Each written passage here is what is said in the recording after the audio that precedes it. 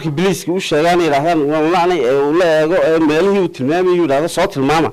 haddii la waayo laba hab buu xeerku sheegaya qofka waxa lagu cadeeyaa ama milad ama marag labada wax ka dhaxeeya ma jiro haddii la waayo marag iyo marag muujin ku cadeynaya qofkaasi dambigu galay haddii la waayo milad baa imanaysa haddaba ciddii la tuhunsanaa waxay noqonaysaa in la yiraahdo hala dhaariyo de horeba uu dhacdo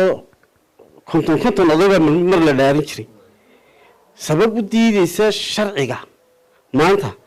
in ciday tuhunsan yihiin la weydiiyo la yiraahdo yaa tuhunsantiin si u tuhun baxaan deeta dadkaa loo dhaariyo ehelka ayaa xeerka xalkiisu in meedku xurmuu leeyahay xurmadaasina waxa weeyaan diinta islaamku inoo sugtay in meedkii la siiyo xaqiisa waa hagaag daawadayaal muddooyinkii ugu dambeeyey waxaa magaalada Hargeysa iyo guud ahaanba dalka ka jiray dil ka dhacay gudaha magaalada Hargeysa kaasoo aad muddooyinkii ugu dambeeyey loo hadalhayay qariiqan Yuusuf Yaxo oo kamid ah qareenada Soomaaliland ayaa garabkayga taagan waxaana wax ka weydiin doonaa bal xaaladaas iyo xalka sidoo arko bismillaahir rahmaanir rahiim abdiqaadir marka ugu horeyso waad mahadsantahay waa run oo inkastoo aanu dil qiraahayn laakiin dil soo noqnoqday ayaa bariyahan badhacay laakiin waxa ugu khatarsanaa ama xalkoodu wali taagnaa laba marxuum oo aan la garanayn cidii dishay oo wali talaagada meedka maalintii 13aad ku jira marka ugu horeysa meedku xurmuu leeyahay xurmadaasina waxa weeyaan diinta islaamku inoo sugtay in meedkii la siiyo xaqiisa oo ah waxa ugu horeynaya qofkii qof dilaa in horta loo dilo oo laga gudo waajibaadkii shariicadu ay ku lahayd sidoo kale waxa ku xigaya qofkan marka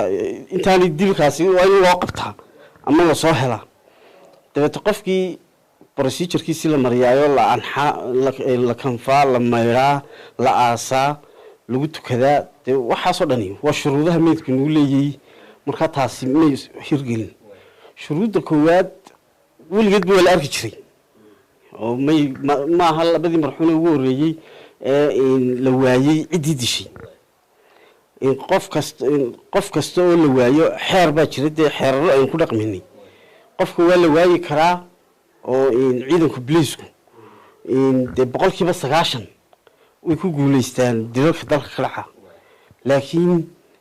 nidaamka maanta loo maamulay ayaa mid aad u buura ma aqoon la'aan baa jirta ma sharcigii baan garanayn taliska iyo wasaaradda arrimaha guduhu inkastoo la siyaasadna ku dhex jirto laakiin iyadoo siyaasadda ku dhex jirto ayaa haddana habraaci ama procedure-kii loo marayay uu ka loonsanayay wasaaradda arrimaha gudaha iyo taliska biliiska iyo ilaa madaxtooyada badde oo maalintii 13aad waa ceeb bay ku tahay qaranka oo dhan in uu qof laba qof oo marxuumiin inuu jiraan talaagadaha waxa jirta dad badan oo la waayo cidii dishay iyo dad badan oo la waayo cidii ehelka u ahayd marxuumiina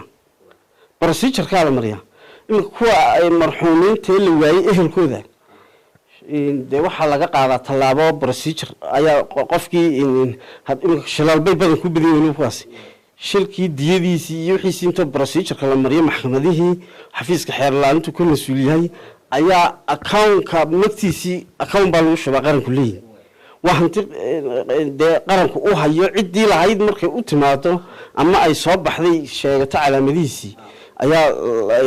la siiyaa kaas waa kii marxuumkii aan lahayn cidii ehelkiisa ahayd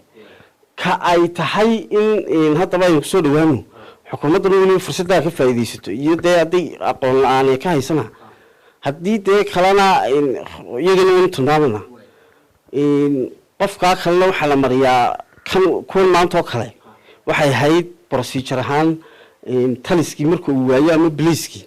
markay waayaan qofkaasi raadraaciisii horta dad baa loo xidhay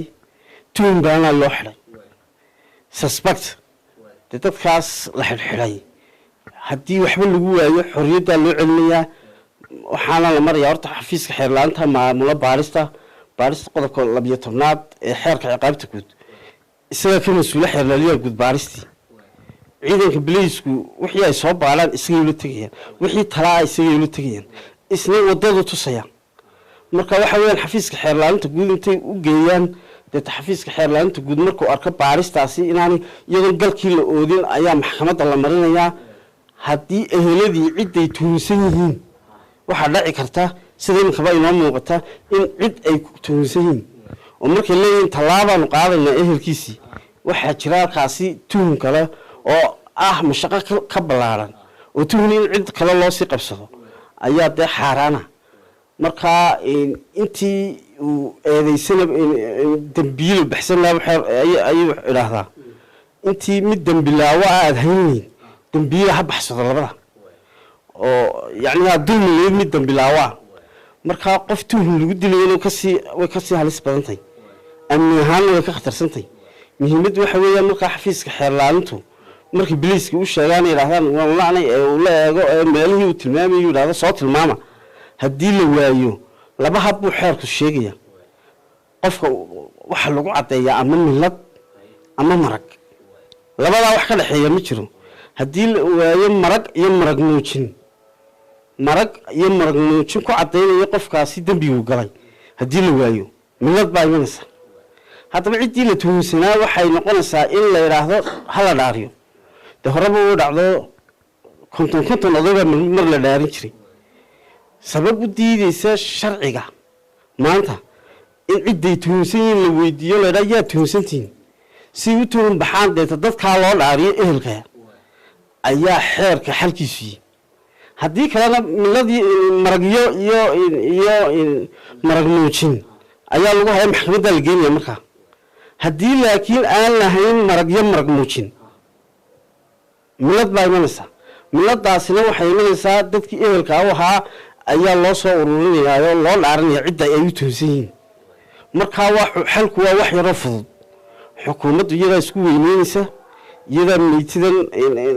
haysanaysa ama qorshe la-aan ka ahaato ama aqoon la-aan ka ahaato ama farsamo xumaan ka ahaato inkastoo 90% waxay moodaa xukuumaddani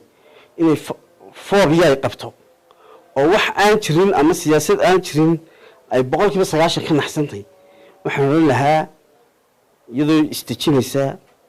xalalka noocan oo kala ehlul aqd wal aqd haw celiso cidii aqoonta u lahayd haddii maanta procedure-ka ay marin lahaayeen in la tashan lahaayeen xeelaliya guud oo sidaan ku sheegay qodobka 12aad ee xeerka habka ciqaabta baarista ka mas'uula dee meesha la marayo wuu sheegi lahaa laakiin waxay la tinaan kala faa'iideysan fursadda Yusuf haddii aan ka weydiiyo qoraal bad xalay Facebook ku soo qortay aad leedahay ciidan baa loo qabtay bal quraankaasi soo dhigay horta xalay bay soo qaateen way ku horeysay maalin hore ahayd laakiin ishiigu wuxuu ahaa markii ugu horeysay ee dhacdadan ay dhacday waxa loo qabtay laba askari sida la sheegay laba askari oo ka mid ahaa ciidamadii booliska ayaa dhacdada ka howlgeliyay kuwii baa suspect loogu hayaa haddii waxba lagu waayo in la sii daayo xorriyadiisa loo celiyo qofkii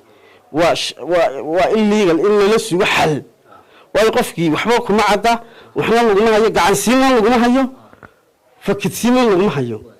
negligence waa lagu qaban karaayo waajibaadkii nabad gudan weydeen in la hayo waa suurtagal laakiin in police-ku u xidhnaado isagoo eedaysana la'yi waa ceeb qarannimadeena waa ceeb qarannimada ku tahay iyo dariiska qaranka ugu dambeyn shirkii ururka qaranada Soomaaliland baa dhawaan ka furmay magaalada Hargeysa hoggaan baa lagu doortay garab ay gabadh hogaaminayso ayaa iyagu qaadacay shirkaasi balse waragtaa horta hawshaasi waa shirka ururka qaranadu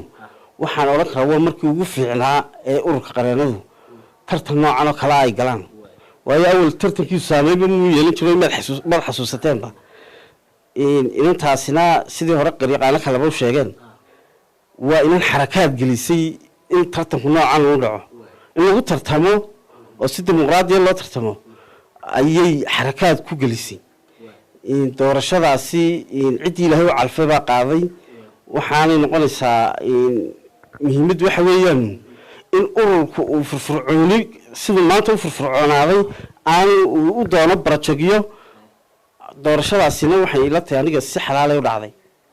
وهجاكاس وحوها قريقان يوسف بيحي أو كميدا قرينة سومالان وأن وحكوي ديني حالة ضلكا حمسة جامع حسين حمسة وهو هريال تيفي هرقيسة